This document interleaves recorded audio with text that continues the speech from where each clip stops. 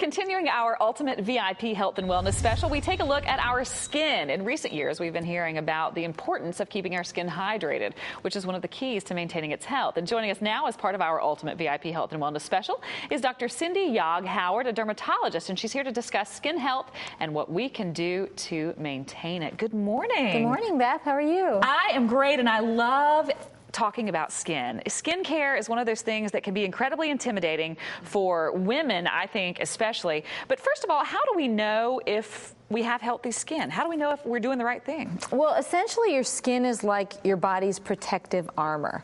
It's a selective barrier that can allow nutrients and medications through into your body, while at the same time protecting your body from things like bacteria and fungus that like to make their way into the dry cracks of damaged skin.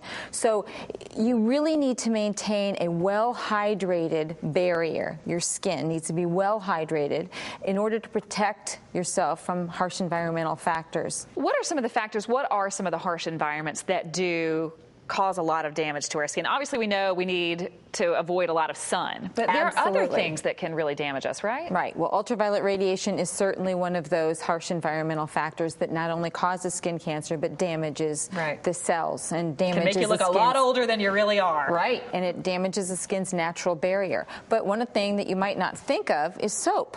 Soap is very damaging. Some soaps are very damaging to the skin. So it's really important to avoid those kinds of things that can really be harmful. Another thing is a low humidity environment, like we all experienced over the cold winter months this past winter. So what do we do to restore our skin's moisture levels? I'm assuming moisturizers are key to that. Absolutely. Good moisturizers contain two main components. Okay. One would be a humectant, which actually pulls water into the skin. Okay. And another would be an emollient. And the emollients actually act like a protective barrier, so the water can't leave the skin. So it's really interesting. The skin is actually structured much like bricks and mortar. The bricks would be dead skin cells that actually have a natural moisturizing factor. Wait, dead skin cells do? Dead skin cells. No one has ever told me that. I thought the dead skin cells were the things we were supposed to not just have any of those, but it's actually helpful. It's actually helpful. Really? Because they actually soak up water. So that's the brick part of the brick and mortar structure of the skin. The mortar part is a lipid layer that keeps that water in the skin, preventing it from evaporating. So if we are, as again, I'm speaking from a woman's point of view, you go into the store, there are so many options when it comes to moisturizers, when it comes to skincare. It can get insanely overwhelming and really, really confusing. So as a dermatologist, what do you recommend as a solution to maintaining a healthy skin? Well, I brought along the CeraVe skincare line because I really like the line. Okay. It suits the needs of most people. The line contains a humectant called hyaluronic acid. Gets the moisture in. Soaks it in.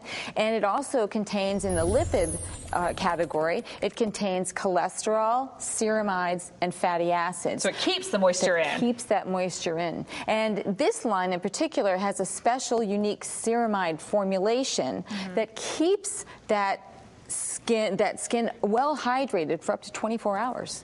Now, I know that we have some of the lotion here. Do you mind if I try it? Oh, absolutely. I love to feel what anything feels like on my skin. Oh, and that's really nice. It's great. It's not sticky like some moisturizers can be. So what about, I have incredibly sensitive skin. I've talked to folks about it at home quite a bit on this show. This line is non-comedogenic as well, right? Which means it's not going to clog my pores and cause all that congestion that can cause breakouts, right? Exactly. And the lotion, there's a non-comedogenic lotion that's particularly great for the face. Oh, wow. And they have an AM formulation and a PM formulation. Which PM is so hard to find for people who have sensitive skin, because usually the PM lotions are too pore clogging. And very heavy. And can cause acne. Yeah. The day cream is similar to the night cream, in that it's non-comedogenic, but it also contains a non-irritating sunscreen. Oh, which is also a difficult thing to find. So you could even maybe use that on kids if you're sending your kids out with some protection on their face as well. Absolutely. Because it doesn't irritate. These have been some great tips. And again, my hands feel really, really nice. Thank you so much for joining us today. You're welcome. It's been a pleasure chatting with you. I'll shake your hand with my newly softened hands. Thank you, Beth. We appreciate you being here so much. Now, for more information on your skin, you can go to CeraVe.com, and you can also find them on Facebook and Twitter.